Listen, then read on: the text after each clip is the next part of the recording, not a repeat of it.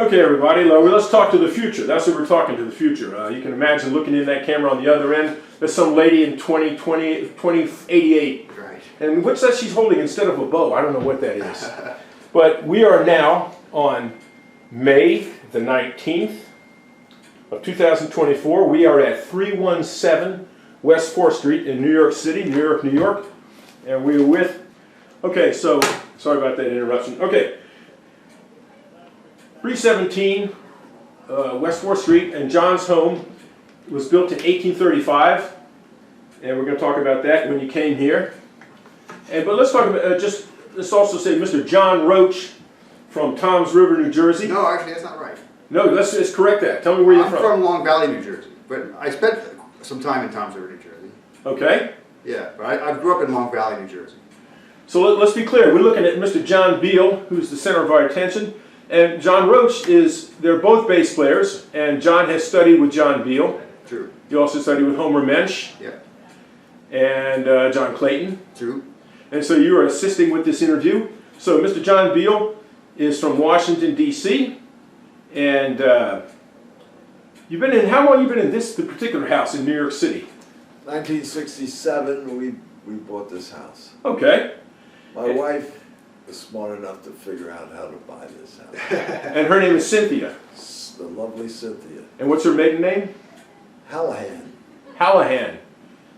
And she was born and raised a few blocks away from here. Well, Hallahan? I presume.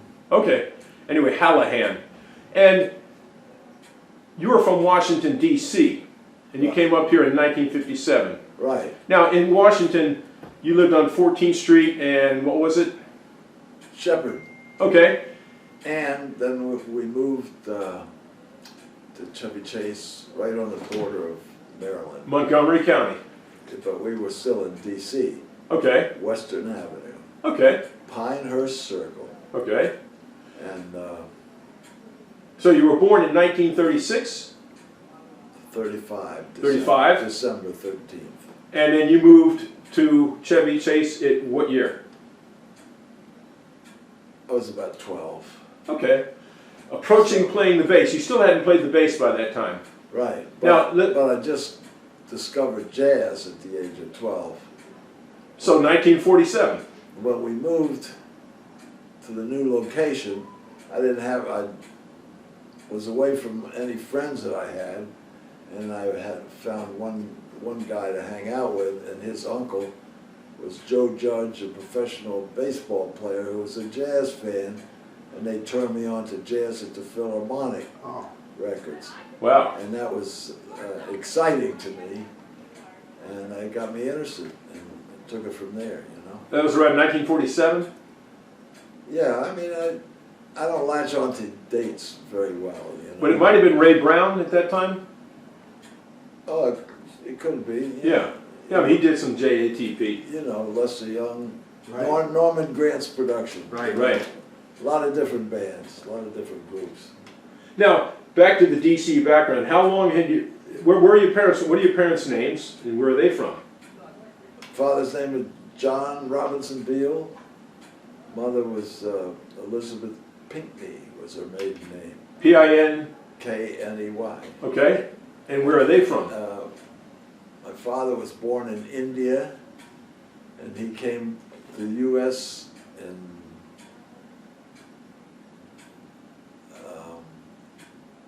about 1916, just before the First World War, and they were being chased by a U-boat. Wow. What got his family into India? Missionary. Oh, wow. So your grandparents... His father was, they were both grandparents were missionaries. Wow. And What denomination were they? maybe Methodist. Okay. I'm not absolutely certain. And your mother where was she born? Wisconsin. And they met in college someplace, I forget where, Ohio maybe. And my father was a journalist. He worked for Associated Press, and then Newsweek, and then Time Magazine, and he ended up with Time Magazine. And he 2-year leave to work in China. We went to China at the age of, I was 10 and 11, I guess. Wow. For about a year. And he was hired by Chiang Kai-shek's government to connect, you know, publicity to, I guess, for Chiang Kai-shek to get favorable treatment from the U.S. government, probably. So he made enough bread to buy a new house, and that's when we moved. Right. So what can I say? Now that was the house in Chevy Chase. Yeah. That was a standalone house. Oh yeah. And then the one in D.C. was together. Two houses, you know, it was 2 houses together. Right. Now, where was your mother from? Wisconsin. Oh, I'm sorry, you said that. I'm sorry. Yeah. And they met in college. Yeah. And that's it, man. And what about? Did you have siblings? Brother and a sister, yeah, younger. My Okay. brother lives in Boston. My sister lives up in Chatham, New York. And did they play music? No. Did your parents play music? Yeah, they played piano, you know, and they were interested in show music, and they exposed me to a lot of Broadway stuff, you know, Rodgers and Hammerstein, Rodgers and Hart. And, Yeah. Years later, when I started doing encore series at City Center, which was a revival of old shows. And the original orchestrations. Yes, and I found myself being familiar with a lot of the material, and I realized that I had been to the original productions when they were in D.C. Right. The National Theater. Yeah, National Theater, right. Yeah. In fact, the National Theater was, my first bass teacher was the bass player and the contractor at the National Theater. Wow. And what was his name? Joe Willens, How do you spell his name? Willens. Now you were 12 or were you 14? Were you 12 when you got into the music? 12 when you started listening to jazz at the Philharmonic? And then you were 14 when you started playing the bass? Right, Okay. junior high school. So he started you right off. Joe started. He was No, that came later. You know, when the music teacher in junior high school starts you off. He give you a book, and you're sort of on your own. You know? Right. He guides you a bit. But then you get a teacher. You know. So somewhere between 47 and 49, you were getting interested. And what made you go toward the bass?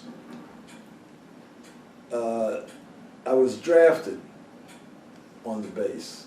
I mentioned to a fiddle player that I saw the bass in a rehearsal room. I said, I wouldn't mind playing that. So he told the music director, and he assigned me to it. That was in junior high school? Yes. Wow.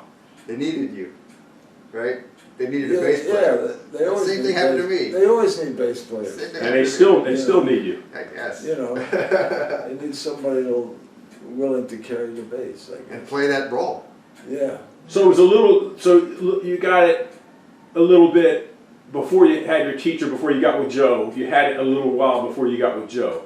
Yeah. Oh, And yeah. then much later, you started with Fred Zimmerman. We'll talk about Yeah, that. you start self-taught, you know. That's how you start. Well, nobody told you how to balance the bass on your shoulder with the no hands, right? Until you got with Joe, right? I don't know how to do that. Oh, is that not a thing? I haven't done that either, but Well, wait a minute. Let's just be clear. I'm not the bass player. Go ahead. You just made that up. Yeah, I'm not the bass player. okay. But he's saying, and it was the same for me. They give you a bass and they say go practice this thing, and then come back and play the orchestra. And then later you get a bass teacher, and you know maybe you get another bass teacher after that, or a third one. But like even like later on, you're 50 years old, you're still taking bass lessons. But Yeah. you know, it's to I start out wasn't- on your own. You got to start by yourself. Just like you got this bass, you start plucking on it, right, John? Right. I went to a music camp for 2 summers. Yeah. Deerwood Music Camp in the Adirondacks. Okay. From down in Maryland up to the Adirondacks? Long way. Yeah, you know, they needed a bass player there. Yeah. And the teachers were mostly from the Pittsburgh Symphony. And so I had a teacher that played in the Pittsburgh Symphony at Deerwood. And, you know, you get exposed to orchestra playing, and that's it. You know, had a scholarship up there. By the way, Worked in the kitchen and played the bass. just I forgot to say, my name is Bryant Dupree, and I'm not a bass player. Okay. And I'm back over here. Let me just say hello before I back off.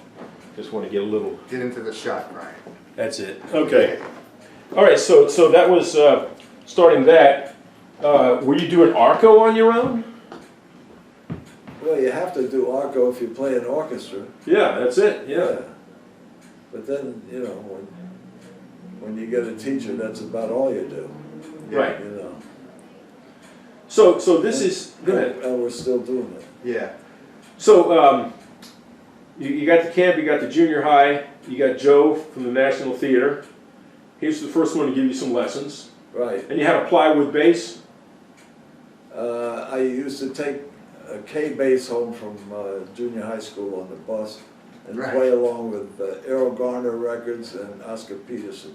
Wow. And I'm so glad that I did, because Errol has the beat, Yeah. you know, and he still does if you listen to what he's doing, you know. That's the beat. Can't argue with it. Yeah. And you were talking about Eddie Calhoun earlier, who played with him. Right, Eddie Calhoun. I went to, at the age of 14, I went down to Club Benghazi in Washington and heard Ahmed Jamal, Eddie Calhoun, and a guitar player, I can't remember who it was, called Ahmed Jamal and the Three Strings. Right. Made a big impression on me. And I still remember that. And years later, I was on a jazz cruise with Kenny DeVerne, and Ahmed Jamal was on the same cruise, and I got to meet him and talk to him Wow. about Eddie Yeah. after Eddie had passed away. Yeah. And you know, it was a nice experience to meet that man. I'm sure. So again, we're you're talking about you're still learning it and listening. You're always still learning to this day. But somewhere around, I don't know what year it was. You said you did a so-called Dixieland gig. Was your first gig in D.C. And that was before you played with Marky Markowitz, right? The trumpeter. Marky was in '52, right? You played with him. No. Tell me. I don't remember these dates, you know. Okay. But I did some gigs. My first job was a Saturday night dance class with a guy who played tenor and a little piano. And that's after I got my first bass, a wood bass. Right. A wood bass. Yeah, from Gene Brusiloff, who was a trombone player who also owned a bass, and he enlisted in the Air Force or something. He was going to Europe, and he sold me the bass for $225. Wow. And I still have it, and I play it all the time, playing it over at Arthur's Tavern. Yeah. And That's your gig tonight. yeah, And John has a gig tonight too. Down the Not far. street. Yeah. Yeah, not Just down far. the street from here. So you still have that wood bass. Where was that made? it's a Austrian Tyrolean bass, and it's not too big, not too small, not too heavy, and it does everything. I played it in orchestras, played jazz. I played on the Tony Awards TV show for 35 years. Elliot Lawrence. Yeah, I worked for Elliot for over 35 years, and used that bass. Wow. Mostly, with and without a pickup. But now I don't use a pickup anymore. But what was I going to say? Oh, that first gig, Saturday night, dance class, $3. And I knew the names of the strings, and that open D string sounded so great to me, Yeah. you know. Yeah. And that was it. And God, you get money for playing, so Yeah. What a treat. yeah, It's still a treat. amazing. and that same year, I think I got a New Year's Eve gig that paid $25, and I could hardly play. You know? Right, they needed I you. couldn't believe They it. needed you So there, right? then I realized, oh, part of it is showing up with a bass. Right. Well, I think you've demonstrated it's much more than that in the case of both of you. At the Well- beginning, though, he's saying at the beginning, that's where you're at. You haven't learned that much. You don't know anything, but you're there. Yeah. You know, and then they have to pay you because you bring the bass. I mean, playing along with Errol, you find the notes. You might learn something that way. That's And a you great find way the to learn. beat, yeah. Yeah, And yeah, you find out where to put them yeah. and what they are, Yes. and take it from there. And you learn the tunes that are on the record. Right. But then there's a lot of other tunes you don't know yet. Tenderly, Oh, that's a good one. and I Only Have Eyes for You Yeah. from Errol. Yeah. Anyhow. So, I mean, later on, you get your master's at Juilliard. Your Yeah. bachelor's and your master's, and you're going to be doing fixed do. You sang fixed do solfeggio, I think, at Juilliard, right? Yeah. It's not movable do, yeah, it's Juilliard, yeah. So, I mean, you're getting into all this theory a little later on, and you get into Fred Zimmerman a little later on. Yeah. But go ahead. Fixed dough, you know, you can have it, man. You know, I mean, You like movable dough? I don't dwell on dough, Okay. you know? You teach yourself, you know? Okay. You teach yourself keyboard harmony. I took piano lessons from like age 6, I think. Oh yeah, we didn't talk about that. So you had a piano? Until I was able to get out of it. Oh, so you started the bass at the age of 14, but you were already playing the piano. Yeah, I took piano lessons. Okay, I didn't catch that. You from the age of 6? Yeah, I think it was 6. And how long did you play the piano? About 5 years. 6 to 11. Yeah, Okay. but I didn't like it, you know. And then after I quit the piano, my uncle gave me a cornet, and I fooled around with that. And played different instruments in junior high school. Some sax, some trombone, some. Just borrowing school instruments? Yeah, they're available, you know. I wonder if it's still like that now, where the schools have instruments for the kids? I don't know, Uh, right? not- Depends on the not- school, not maybe. so but much. not It's much. tough. It's Not tough. like it used to be. Maybe in certain communities that Right. care about that kind of Yeah, thing. but you know. rare, I think. Some wealthy communities, the parents can just pay right into the school Right. without going through the taxation system. Right. And you get the wealthy communities, and they're going to have the equipment. But I remember playing Ford Theater in Washington with Elliot Lawrence. We used to do a TV show every year for the benefit of Ford Theater, which evolved to the Kennedy Honors show at Kennedy Center. And one year, every year, the president would come and give a little speech there at Ford Theater. And Reagan, when he gave a speech, he said, we're going to continue the great American tradition of voluntary contributions to the arts. In other words, like cut the funds for. Right, that was the policy that he had. Yeah. Yeah, that was a big cut in the 80s. So that was Not the only thing he cut. that was the decline of Yeah, the beginning of the end. government, you know, Yeah. school support of Yeah. music education.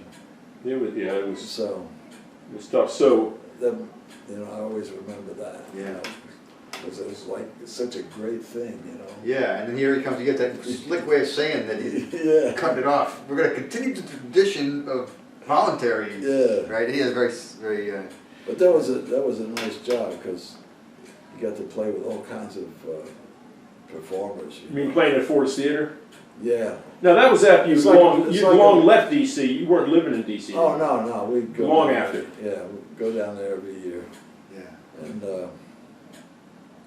but to back up, let's see. You're talking about Dixieland gig.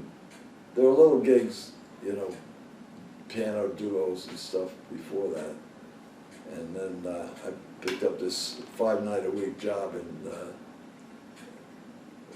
my last year of high school. Dixieland band, led by a clone of Wild Bill Davis, named Wild Bill Whalen. And he led the band down there, and it was a dedicated jazz club owned by two brothers and an Irishman, and who didn't always get along. Right. But it was a fun gig, you know, 5 nights a week. Yeah, Wow. can't beat it. Yeah, That's the best way. yeah. You get the 5 nights, or you're working that much, you're gonna get so much together really quick. Yeah, and you get to play solos and, Yep.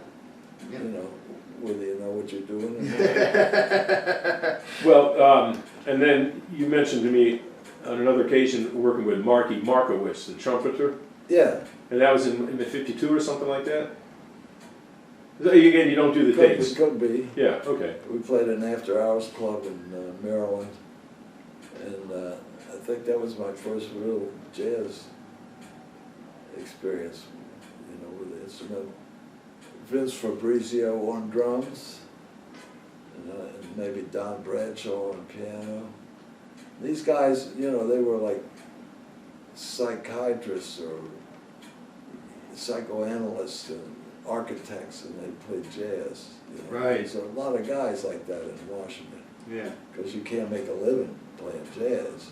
And besides, they're, you know, they're educated, and so Joe Timer, I think he was Joe Timer, the big band leader, as you said, worked with Yeah, yeah. Willis Conover, Voice of America. right. I think he just was a drummer.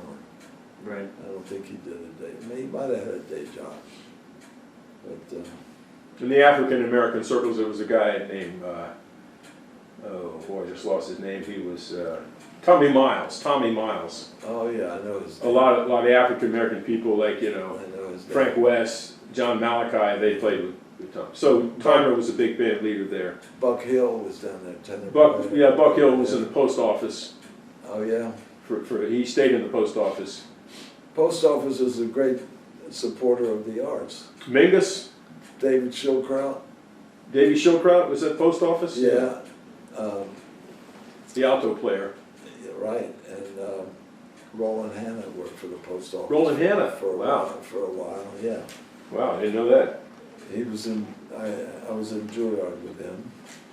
We had a summer gig actually in Cliffside Park, New Jersey, 2 nights on the weekend, and Bobby Thomas was playing drums, Hack Hanna, and every weekend they had a guest artist like Thad Jones, Booker Irvin, different people. So this is now you jumped ahead That's after That's you came. during you came- during Juilliard. Yeah, and you came up to Juilliard in '57, right? Yeah, And then you went and got your. We're going to go back a little bit, but you got your bachelor's and you got your master's, and you started studying with Fred Zimmerman. Now, going back, who got you that gig with Charlie Ventura? well, he fired his bass player in Washington, and he needed somebody, so Willis Conover recommended me. And so I finished out the tour. It was a tour with Stan Kenton's band, Shorty Rogers, Candido, Art Tatum. Safransky on that? Pardon me? Was Safransky on that? No, No, he's gone. a guy named Shelley Mann. No, Shelley Mann was with Shorty Rogers. Was it was Stan Mel, Stan Levy? Mel Lewis. Oh, Mel Lewis was Mel already Lewis and I can't remember the bass player's name. there. Okay. Not my favorite. But you were on the road with that. Your connection was Charlie Ventura. Yeah, With that gig. and I was on the bus with all those guys. I met with all the Stan Kenton guys, Frank Rossolino, Yeah. Trombone player. Bert Barcelona, Boots Masuli, Boots Vasili, yeah. and The alto player. Charlie Mariano. Alto And player played too. poker with them. They taught me how to give them my money through poker. And it was a quarter and a half. Wow. That was the stakes. Every round, you have to put up a quarter and a half? Yeah, whatever it was. Oh, wow. You know, and that was 1954. Right. Okay. And John Coppola was the lead trumpet player in Stan Kenton's band at the time, and took me by the hand and took me to a record store and went into a listening booth and forced me to listen to Miles Davis. And that's when I got turned on to Miles. Yeah. And it was a fortunate thing. And we were listening one time, and Shelly Mann opened the door and said, "Listen, I just got this record that I played on with Maynard's band at a house party. I want to hear it." They took Miles off and put that record on. I always remember that. Yeah. But he was on it, so Yeah. that's why you wanted to listen He to it. wanted to hear He that. wanted to hear himself on the Yeah. record. Yeah, right. Well, That's funny. so somewhere around here, and fill in if we've left anything out, but somewhere you're going to get with Woody Herman. Yeah, Somewhere around this time. yeah, that was, I guess, 1955. And Jack Nimitz. I had Jack was from DC. Yeah, Jack was a Baritone sax. baritone player on Woody's band. But I had played with Joe Timer's band, and I had played with Earl Swope. The trombonist. Yeah, and anyhow, Nimitz recommended me to Woody, and so I just started that gig. And I started on Al Pacino's last day, Wow. that he left the band. The trumpet player, Al Porcino. Yeah, he was a lead trumpet player. So, And so you were in that band with Chuck Flores. right, Chuck Was on the drums. Matt Pierce, Nat Pierce on piano. Richie Kamuka, and Dick Perry. Not Dick Perry. Not Bill Perkins. No, You mean another sax player, you mean? I was singing the trombone player. Oh, no. Side Tough. Side two played bass trumpet. Bass trumpet, yeah. Wow. Side two, yeah. And Keith Moon was the bass trombone player. Keith Moon. Dan that's a Kenny, coincidence, Dan eh? Kenny, Dick Kenny, that's who I was thinking. He Okay. played trombone. And Dick Collins was a trumpet player, called him Bix. And Jerry Cale was playing lead trumpet. Wow. And So that was a little more than a year. yeah, The bigger part of a year. So one-nighters mostly. Wow. any comments about you still haven't been with Fred Zimmerman, and now you're getting these increasingly high-profile gigs, and where most of your Well, gigs. you don't have to know anything if you can play. Well, You know I what I mean, mean? You don't have to be a classical player, you know. Yeah. right. I mean, but what you're You doing can, with you can fake it, man. You can get through with bad habits and everything if you sound good, right? That's we'll what talk- Homer we'll talk- used to say, or at least Homer used to say, that the sound is the bottom line. Yeah, That's why you got the gig, because you got the sound, yeah. right? He said that to me, and I think it's true. Sound and If you have a sounding beat, you're doing pretty good. yeah, Right? Yeah. and you try to play in tune, you know? And get to know the tunes. I mean, but And you into learn the- them as you go. Intonations Yeah. in your head anyway. Yeah. You know. But there's a lot to learn from these guys like Zimmerman or Homer or whatever. Yeah, There's a lot to learn, but you don't have to know it yet. I agree. You're and working already. I have to say that mechanics are what you learn from a teacher, you know, like physical positioning of your hand Yeah. and the concept of hand positions and, you know, the physical things. Right. well, I mean, were you playing harmonics at that point? Harmonics? Yeah, like getting past the the High upper- notes, you mean? What's I that? really like up Yeah, here. for the harmonics or the high notes. Were you doing that at this point? If I had to. Harmonics are overrated, I think. Okay. The money, Stokowski used to say, if you have something on the G string and it's an important line, it won't be heard as much as if you play it an octave lower. You know, in other words, you got more body of sound on Yeah, the low register that's of the true. bass. And That's true. I run into a lot of bass players, like I'll do an adjustment for them or something, and they'll come back and they'll play the bass on the second octave of the G string. They'll test it out Only the high notes. in the high position, That's all they play. and the bottom is you know, they don't even test about them, man. That's the important part, right? Yeah, that's- Especially for playing bass, the You know, low notes. bass signifies bass notes. Right. You know. Well, it's going to be 1964 before you did interact with Stokowski directly. We're going to talk about that with the American Symphony Orchestra. Yeah, I interacted with him. I definitely interacted. But let's go back. So you played with Charlie Ventura. You played those gigs around D.C. You got a wood bass by this time. You still have that wood bass. And what arco are you playing? Are you playing German or French? I played French, but I played German in school for a while. And what did you study with Zimmerman? German and Yeah, French? he sort of like leaned on, you know, he was a German bow player, so Okay. I went over to German. Then I had to, later on I had to choose, and I thought since I started with French and most of the strings, you know, other strings play French, so I went back to French. And then it still took me like years to get comfortable with the bow grip on the French bow. Yeah. Years. And that, you didn't do that with Fred Zimmerman. You were doing that elsewhere. Well, I started on French with him. Oh, you did start with French, Oh, with him, yeah. but he was mainly German, you're saying? Yeah, but he, you know, But these guys would teach they teach either They one. teach either one. I He'd mean, be bilingual. well, I mean, like, take Ari Roland. Like, he plays German, right? But he studied with Homer Mensch for years. Homer Mensch was playing French. French, yeah. Doesn't matter. Yeah, I mean, You I got a say- lot out of it, you know? I say it's the same hair. Yeah, It's all the same that's hair, right. you know. Okay. Yeah. So before we get into like formally leaving DC and going now, by the way, so you were 21 or 20 when you went to Juilliard. I mean, you were. Whatever, yeah. I mean, in other words, you didn't go straight in when you were 17 or 18. No. You went out on the road, you did all Yeah. these gigs. Was that intentional that you were going to wait a little while, or did you decide when you were 20 and 19 that then you were going to? Did you decide later to go to college? Did you just? I decided that I wasn't going to be playing with Miles.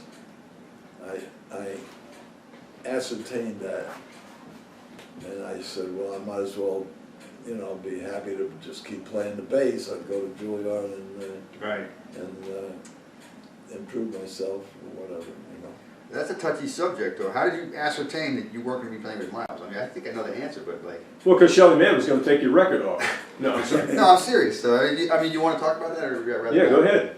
No, because, I mean, let's face it, you know, like, it's mostly black.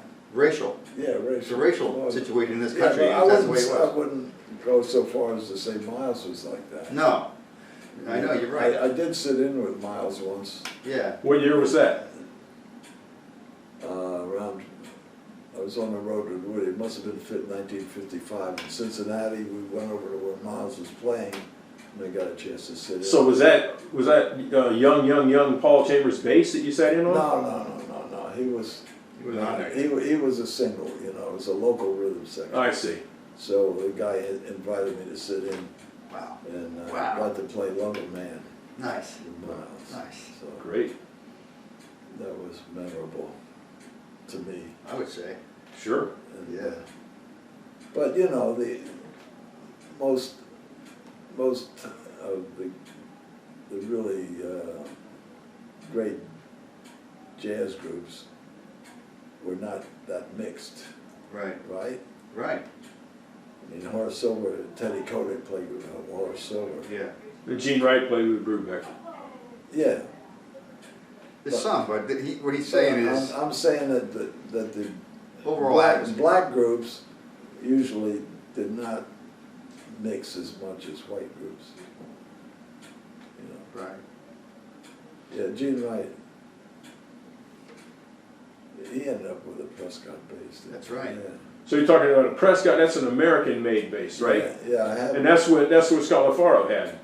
Yeah, I had one too. I just sold it recently. Prescott. Yeah. Right, made in New England, in New Hampshire. Where was it? Vermont. And you sold it. You had one for a while and sold it. Yeah, I had one for quite a while. And you said Gene Wright kept one? He Well, used one? he had one, and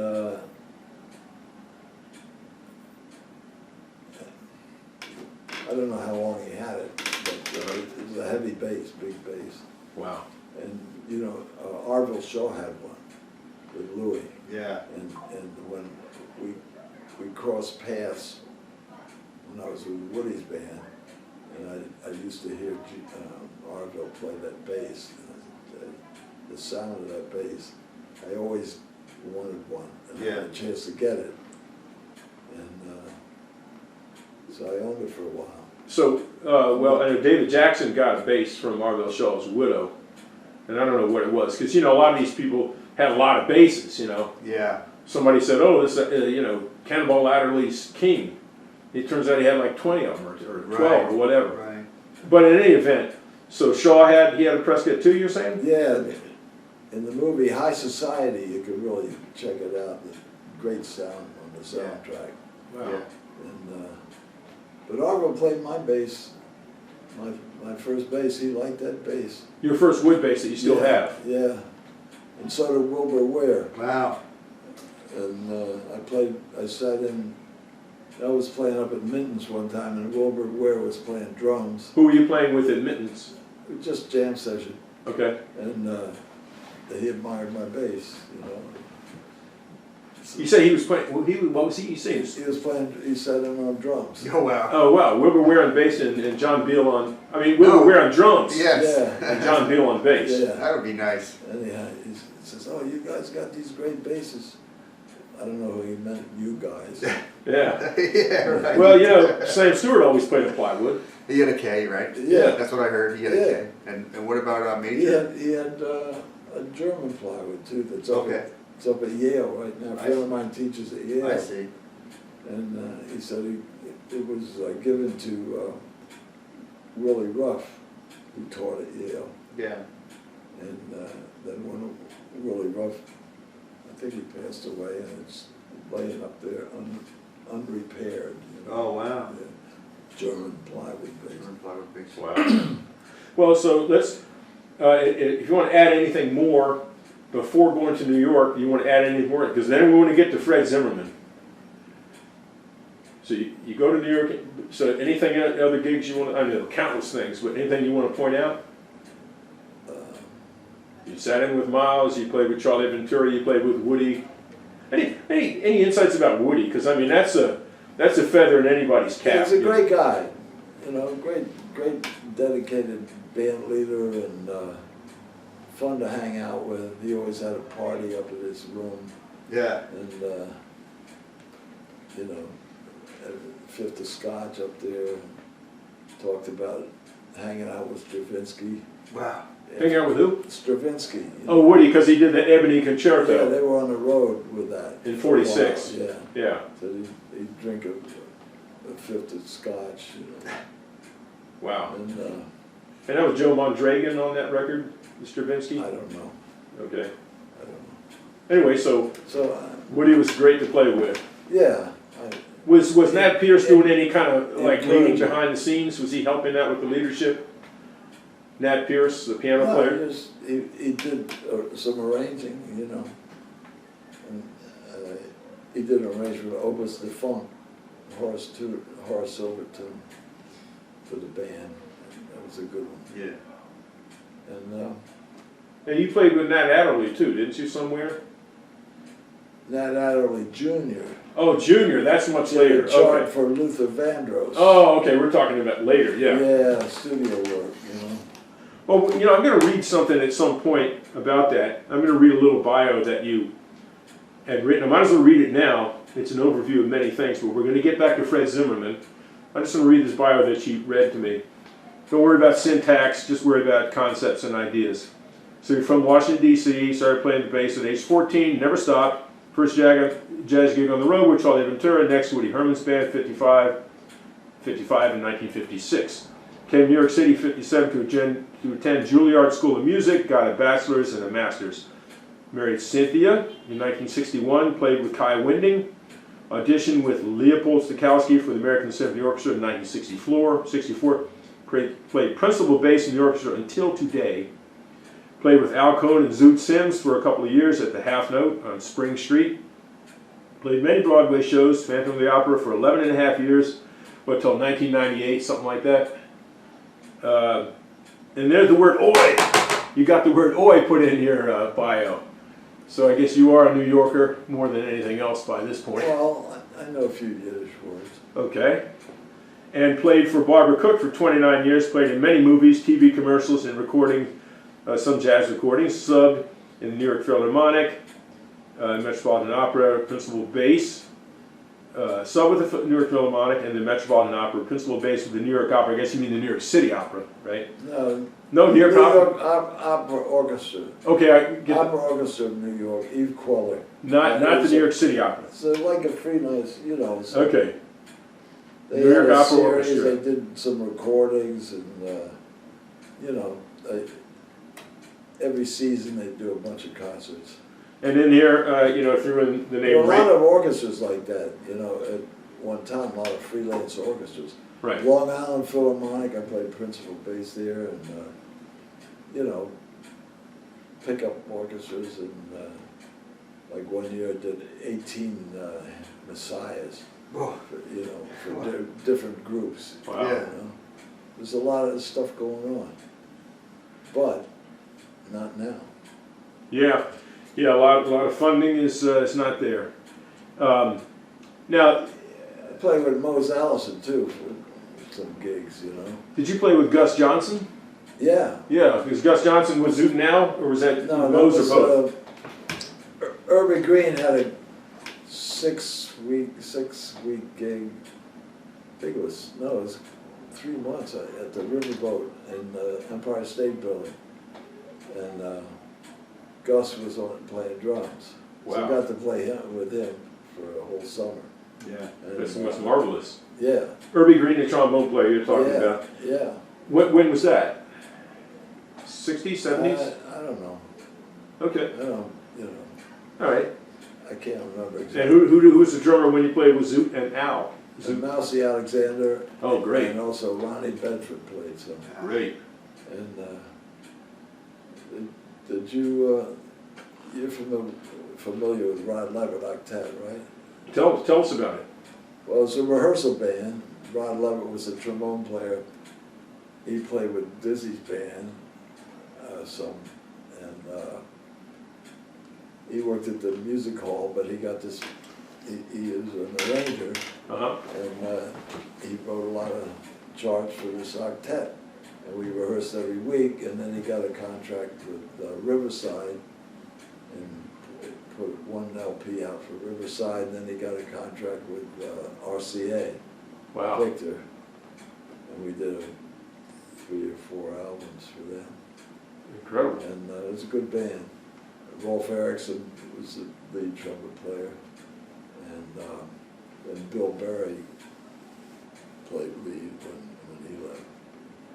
And interesting group, and I got a nice my claim to fame on the Miles Davis blindfold test.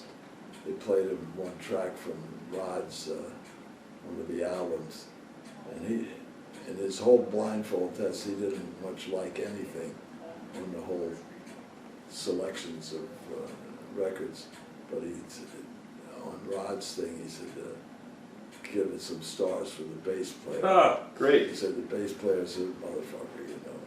I heard that story from somebody else. Yeah. Yeah, that's a legendary So story. that was my claim to fame. You made the papers. Yeah. Great. Hey, Brian, just check to make sure that the thing is still clicking. Still clicking? Counter is moving. What's still moving? I'll check. Oh, no, the time is not moving. It's not moving. 3 hours and 22. I hope we didn't lose something. It's frozen at 3:22. No. I don't know. Maybe we just had a practice session. Well, There in the top right. no, it's moving. Oh, no, that one. I It's was moving, looking Brian. at It's moving. that. Okay. So it's still got a lot of time left. Okay. I just By want to the- make by sure the- we don't miss anything. Well, you This is scared great. me there. Okay. Didn't want to scare you. I had We'll a, edit that right out. I did an interview Keeps with asking me dates, man. You could say it's all a blur. Yeah, that's all. That's what I usually say if anybody asks me Yeah. specifics. Just say it's all a blur. Felix Grant, the legendary broadcaster from Washington, D.C., who got started around the time you left. He got started in 54, but in 56 he did an interview on the air with Art Tatum. And after the interview was done, the engineer said, "You want to keep this?" He said, "Nah, let it go. I don't need to keep that." And he died within a year. Shit. So John has established that we are not just spinning our wheels here. No, that thing is recorded. Good. So now we're getting toward Juilliard, and so you come in '57. You go right to Fred Zimmerman. Yeah, I picked him because he had his picture in the Samantha book. You know, the Which is the Samantha technique book is that was on the market. It's a standard. Did he do the edit? Did he edit the edition? Yeah. And he had his picture in it too. Yeah, he had his picture in a suit with his, Yeah. posing with the bass. So, they give you a list of teachers and you have to pick one, so. At least you get a choice, What do right? you go by? Go with the guy that's in the Oh, book. he's got a picture in his book. So he was like maybe 52 or something when you met him. He died at 61, right? He Something did? like that. I don't remember that. Well, I remember. let's forget my numbers. But one thing we know, he passed off to Orrin, right? Yeah. Orrin was the one who came in 66 after he died. Orrin O'Brien, I think, right? Yeah, well, I knew Orange from the orchestra in school. They used to hire us after we finished school to play in the orchestra when they needed basses. And I played with her. I played with her in the American Symphony, and this is before she got in the Philharmonic. Right. So you're talking about 64, 65, that kind of thing. Yeah. Yeah. Right. Yeah. Wow. And I think they're preparing a documentary on her now. I believe that's She what. has one. There was one in the theater. Yeah, they already had one? I didn't Okay. know about that. Yeah, I'd like to see her- that. I'm uninformed. Her niece made one. Okay. Yeah. And by the way, speaking about that, we will point out that Mr. Neil Miner is going to be doing an interview with you, with John. Coming up I soon. think so. That's my He understanding. studied with her. He studied with Orrin, yeah. Also, among others. But actually, I haven't seen Neil play the bow. He studied with Weber too. I studied with Weber as well. Wow, he's with John Weber, Yeah, I wow. studied with Weber. And by the way, you're a guitarist also. I played 2 instruments, yeah. But mostly played bass. It's more, And Weber is a guitarist he does the too. same. He would teach me from the guitar. Wow. He would play the guitar and When I would you play the played the bass. He would bass. show me tunes and explain Oh, yeah. concepts That's that way. It was nice. great. He's a strong That's guitar good. player, very strong. More later played some gigs with him when he was playing his guitar, and we had a good time. Oh, good. Wow. Yeah. He doesn't live here anymore, you know. He moved. He moved to Michigan. He did. Wow. Yeah, down in Michigan. But he'd show up once in a while for What's a in gig. Michigan? His brother or sister lives there. They got him a job out there during the pandemic. He had to leave. Couldn't stay. Wow. A lot of people left. You know. No, I Yeah, remember some- he, yeah, we he did lose told some me people. that he could afford to play jazz because he's got a cheap apartment. He had a very cheap Uh-huh. apartment. Then he bought a couple apartments, and he still has them, I think. But he doesn't live here anymore. Oh, he did. Rent them out. Rent them out. Wow. So when you got with Fred Zimmerman, certainly he added a lot of things. Did you choose to correct any things or change any things that you were already doing? Because you hear stories about trumpeters like laying off for a year to change their embouchure and stuff like that. Did you have to change anything that you were doing in the sense of correcting it, or is he just adding on new Yeah, I things? mean, like I said before, he gives you good mechanical solutions to things. The mechanics of playing the bass, You're fretting. your hand position. Yeah. Don't play in between the notes. Yeah. You got to go around like this. Yeah. Also, how to sight read and subdivide Yeah. and things that you need to know. Yeah. And double and triple stops, that kind of thing, you work on that with him? No, not so much. I guess you don't need that unless you want Not so arthritis, much. right? Not so much. That's the only reason to do that. Well, If you want to get double stops sound injured. pretty tough, but double No, but stops. I mean, he straightened out basically gave me the concept of hand position and some bowing stuff, So you studied with him in your undergraduate work. Did you keep with him when you were in the masters? Did I? Yeah, yeah. So you come in But 50s. after I got out of school, I studied some with Homer Mensch. Homer Mensch, and then he got me on some gigs and we worked together for maybe 30-some years or more. You and Homer? Yeah, in studio, we were like first call for string sections, you know, just the two of us. Well, you were, you get with Stokowski in the American Symphony Orchestra in '64. Yeah, And so you're done with your master's by '64? yeah. Okay. 61 I got out. Well, '61 you got it. So you got master's in 4 years. Yeah. Bachelor's and the Yeah, master's in basically, 4 years. Yeah, basically, yeah. Okay, all right. And that whole, what was your degree? Was it performance? Based performance? They call it Bachelor of Science, Master of Science. It's like some academics Yeah. and performance combined, I see. you know. What do they call it? The other degree, I don't know. The master's, yeah. There's a degree without the academics. I see. Bachelor of Arts? Bachelor of Music? No, yeah. That's what I got. Yeah, BM. I got the BM. Yeah. All right, so you want to add any more about? I mean, did you do Dragonetti, the Dragonetti bass concerto with anybody? I was never into being a soloist, you know, but you have to play a solo for your test. You know, Jury. your jury, yeah. And whatever, your recital. Yeah, Dragonetti, yeah. Played the first movement. Did you play that, John? I didn't do Dragonetti, but I had to do some solo stuff for Homer. I didn't go to school for classical bass. You know, so I never was required to perform anything like that, but I took lessons with Homer and I had to do quite a few, you know, Eccles, Marcello, I forget, I guess it was a Dittersdorf. I still have all his handouts. I consider that to be some very valuable handouts that he gave me. It's a stack of papers like that thing. Yeah. You know what I mean? It has all his Yeah. fingerings and bowings. Yeah, 3 sets of fingerings. He'd say like, You mean okay. like 3 choices? No, Yeah, I used to go for a lesson. He lived in Flushing. I'd go out yeah. there. Talking about Homer Mitch. Yeah, and you get there and you spend half the time copying these fingerings, you know. Right. What He gave me he had a copy shop downstairs from when I was taking lessons with him on 10th Avenue and 66 Oh, yeah. or whatever. There's a copy Yeah. shop right there. He said, just take this downstairs and copy it and come right back. Oh, But then he'd play it and he'd say, oh, you got an old copy. It's supposed to be fingered like this. You know, he was funny, right? Actually, he helped me though. He helped me a lot. oh yeah, He really did. sure. So when you go swimming on the beach, you know, and somebody yells "shark," you know, then you're thinking Homer playing the He movie played Jaws, the Jaws right? theme, right? That's Yeah. true. Yeah. That wasn't Yeah. the hardest thing he had to play. Well, No, we all played that in jingles, commercials and stuff. Yeah. So in '64, you want to talk about Leopold Stokowski? Yeah. He had already had the orchestra for 2 years by that point, right? And you I come in think so, '64. yeah. Well- You come in '64. This friend of mine played in the orchestra, Ken Fricker, and he says, "Oh, you gotta, you know, just go and audition." He'd call up and he'd listen to anybody audition. And we were going to Fire Island, and a neighbor at Fire Island was a friend of Stokowski. She was like an opera singer, and she also played at the music hall or something.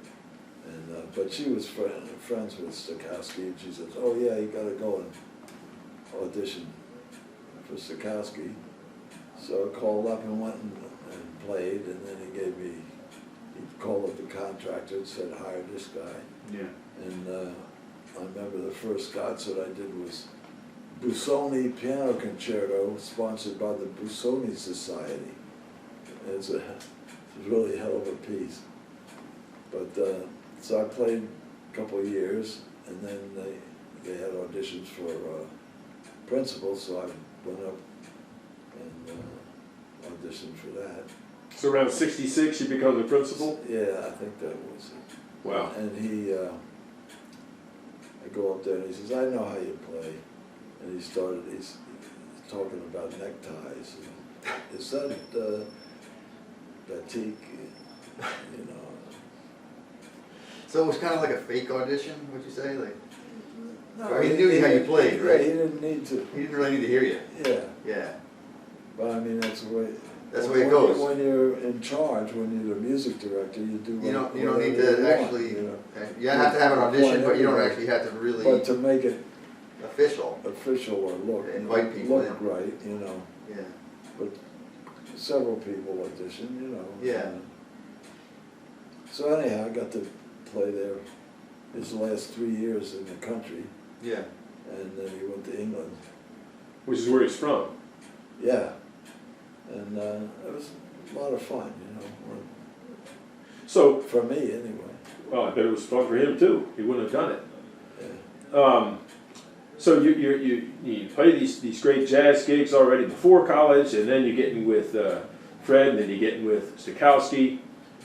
Somewhere in there, you're starting to get into Broadway shows. You're getting into jingles when the jingle business did exist in this city. Yeah. And now I don't have it here, but you want to just mention some of the great. Let's just get right to it. Some of the great pop stars like Luther Vandross that you recorded Oh with. yeah, we did a lot of like the Bee Gees and all, you know, orchestra backups of, you know, like Stefan Grappelli. There were a lot of recording being done with string sections Right. and disco stuff, Yeah. and all kinds of shit. Did you say John Lennon? Yeah, we Did you did. John Lennon one We time? did Imagine? Imagine, Wow. John Lennon, Yeah. and some other stuff too with them, with him. Yeah. Well, that so-called Philadelphia sound, from back in those years, I mean, they had a lot of strings Yeah. and that All stuff. kinds of strings. Yeah. All kinds of classical influences Yeah, there. I can't even remember everything. We did an album for Nina Simone, Mhm. Baltimore, and Teddy Pendergrass, anything with him? I don't remember that. Okay. But a lot of stuff you don't, you go to the gig and do it, and you don't really remember everything. But what was I going to say? Well, you saw the go ahead. You were going to say about some of the recordings?